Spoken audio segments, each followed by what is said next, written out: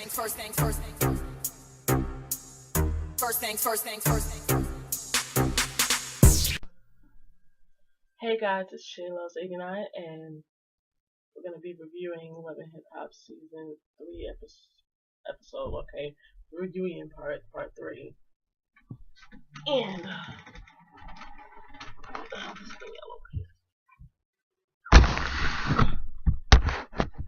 hey, not really going to get into this one too because, like I said, it wasn't a big thing to review because now they were getting on the part.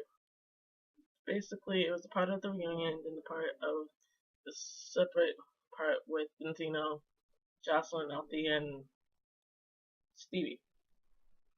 But the reunion part was basically talking about Nico and Mimi in the sex tape.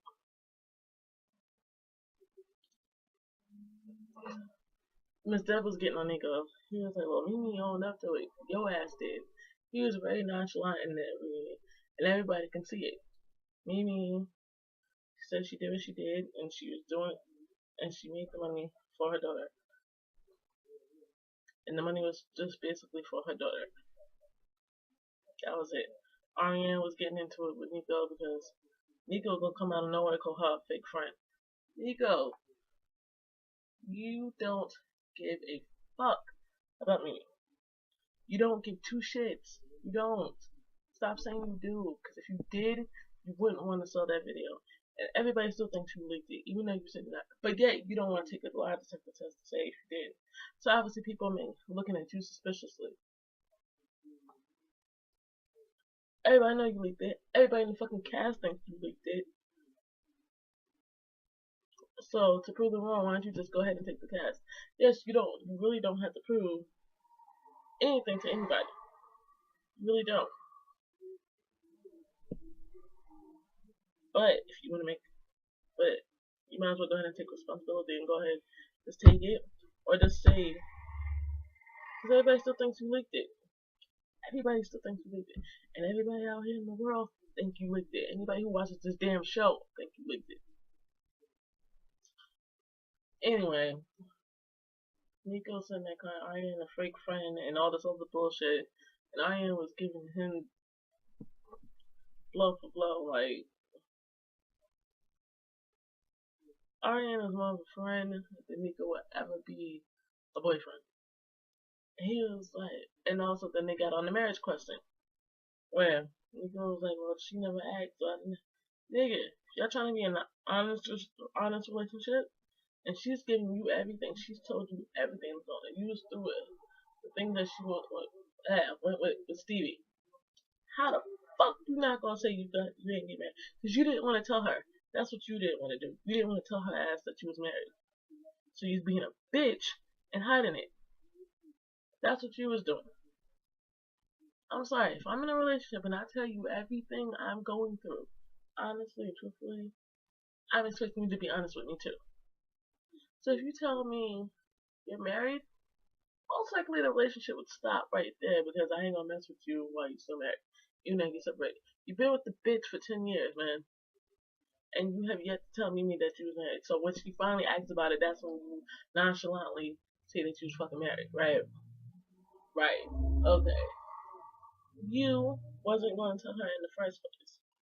You wasn't. You barely told her you was going to try to get a divorce. You ain't going away from your fucking legs. So, I don't even know why you on the show. I really don't. Anyway, moving on from the reunion part, because Nico just irks the fuck out of me, like, just So, the interviews back and forth between Zena Althea and Steve J and Jocelyn. The producer was sitting there asking a whole bunch of questions. Steve and Jocelyn didn't have no problem answering. Zena and Althea, Althea was going to answer, but at the point it came to the point where Zena was like, "This ain't no comment, blah blah," because he didn't want to talk about the fight. It was going to be brought up regardless. He gonna have a little hissy fit and get at the producer and want to fight him too. Nigga, sit your no neck ass down. Sit down. Okay? Nobody's afraid of your old ass. Sit it down. About 50 something. Sit down somewhere. Stevie J was like, Jocelyn needs a little bit of therapy about her anger and issues and stuff. I agree. But also, I think she needs to take a drug test too. Cause she was like, yeah, I've been smoking for months. No. Then them bitches must be laced with something for you to rage out like you did.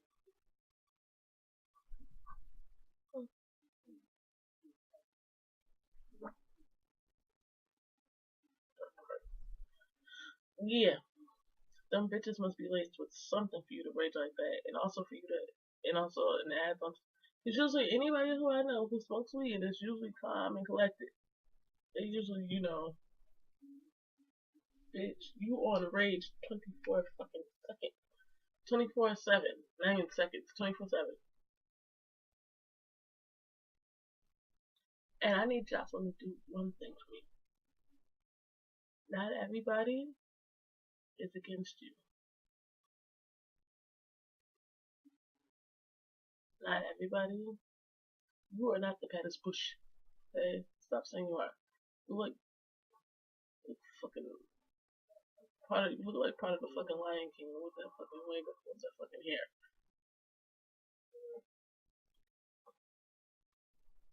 I'm over Jocelyn. I'm over Stevie right now. Anyway, Benzino and Althea. Benzino apologized to the producer. He finally answered some of the questions. And he was like, everything is fine until Jocelyn came to the picture. And I think that too. Everything was fine until Jocelyn came to the picture. And Stevie J knew he was getting some kitty cat from a prostitute, hoe, stripper, whatever the fuck you want to call her.